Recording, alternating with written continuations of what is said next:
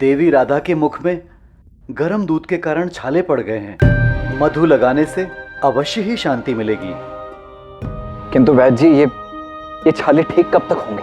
ये छाले ठीक होने में 2 दिवस लगेंगे। तब तक देवी राधा अधिक बात नहीं कर पाएंगी।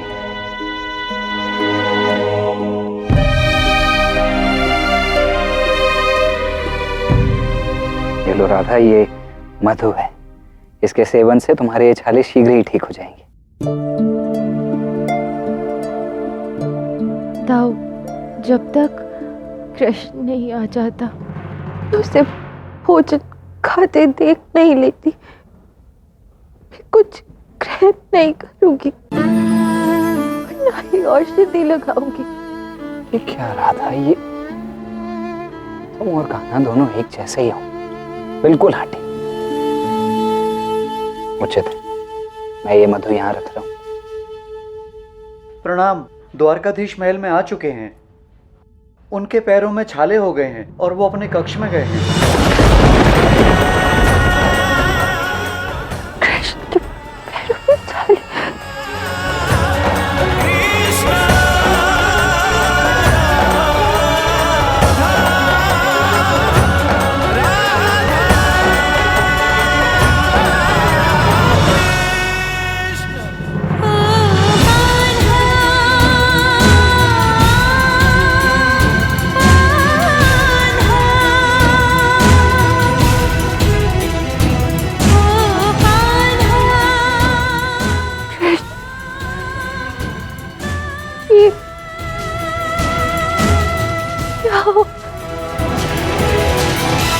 पता नहीं कैसे अकस्मात हो गया रहता है।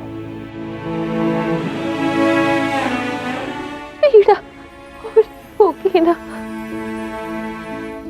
हाँ, मेरे कारण कितना कष्ट उठाना पड़ रहा है तुम्हें। नहीं राधा, ये सब तो मेरे कारण हुआ है।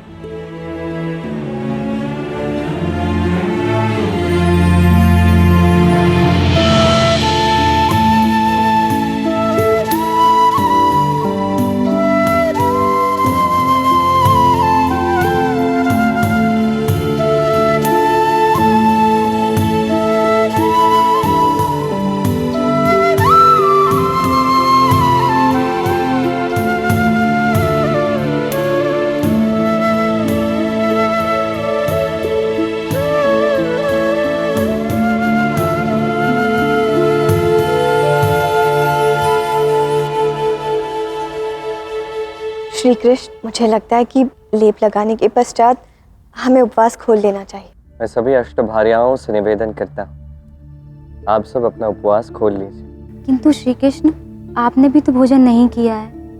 हम सब चाहते हैं कि आप हम सबसे पूर्व भोजन कर लें। मैं भोजन कर चुका। अर्थात राधा ने मुझे तृप्त कर दिया।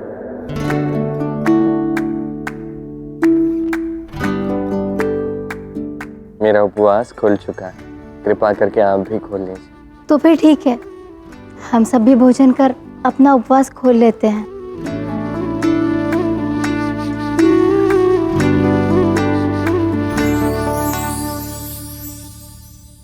कृष्ण, सत्य में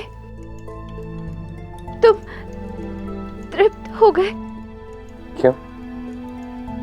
तुम्हें क्या लगता है, जब तुमने मेरा नाम लेकर दूध पिया था तो मेरे उदर को तृप्ति नहीं प्राप्त होती?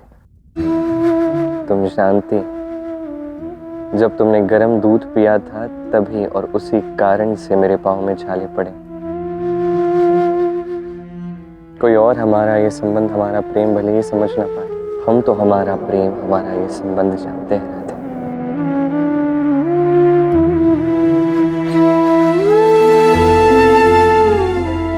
राधे,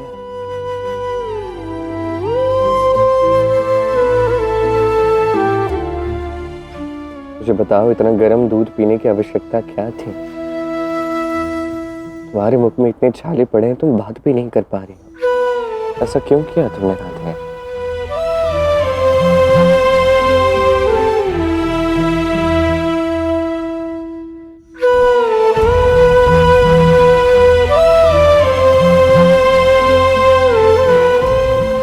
देवी राधा और श्री कृष्ण की आंखों में आंसू।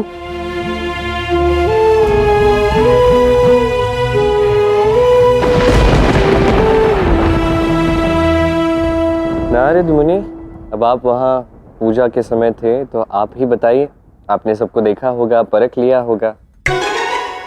राधा को तनिक बता तो दीजिए कि इस यज्ञ में मेरे साथ किस रानी को बैठना चाहिए। हाँ हाँ, क्यों नहीं, अवश्य, मैं देवी राधा को अवश्य बताऊंगा। अर्थात आपने ये कार्य भी पूर्ण कर लिया नारद मुनि। वैसे मुझे विश्वास था कि आप ये चयन प्रक्रिया निश्चित रूप से साकार करें।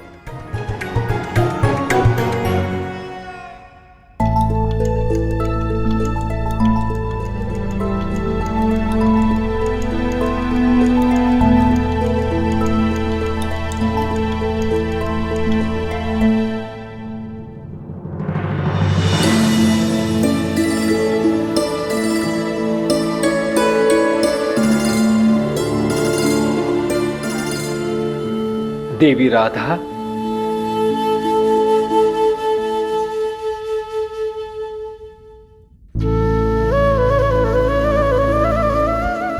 ये कैसा प्रेम है। चोट यदि देवी राधा को लगती है तो पीड़ा श्री कृष्ण को होती है। आप जैसा प्रेम मैंने कहीं नहीं देखा देवी राधा।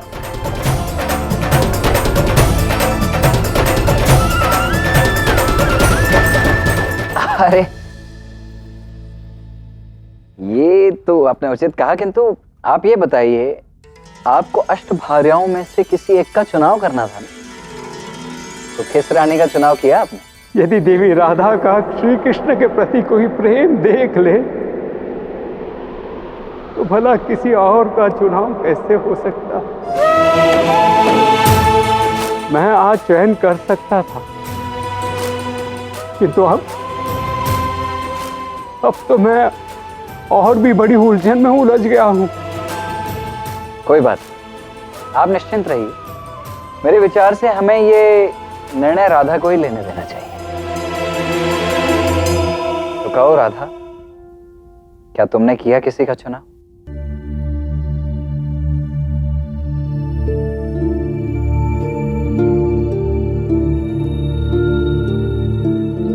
अरे मैं भी ना, मुझे क्षमा करना राधा, मैं भी कहां तुमसे ये यज्ञ की बातें करने लग गया।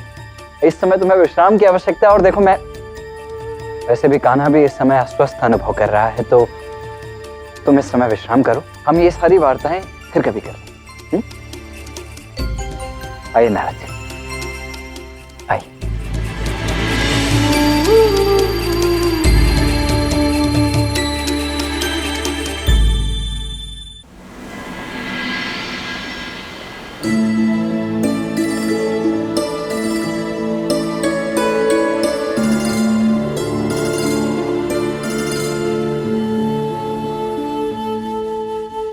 तुमने अब तक भोजन नहीं किया? रुष तो मुझे तुमसे होना चाहिए। तुमने इतना गर्म दूध पी लिया, उचित नहीं था रानी। अच्छा, आप मुझसे बात भी नहीं करोगे? अरे मैं तो भूल ही गया था, तुम्हारे मुख में छाले पड़े हैं, तुम तो बात कर ही नहीं सकती। और देख रहा हूं कि तुमने औषधि भी नहीं ली है। क्या बात, अरे वाह।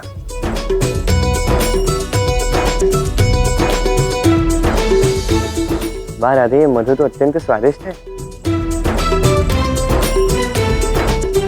तनिक तुम भी ये स्वादिष्ट मधु चखो ना।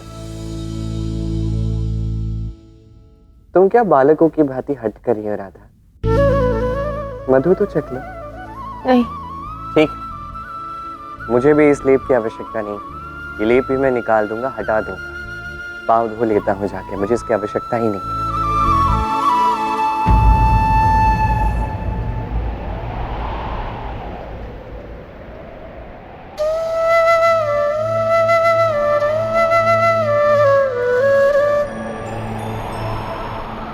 नहीं नहीं कृष्ण, लेप मत हटाना, उससे शीघ्र ठीक हो जाएंगे। लाओ मुझे दो।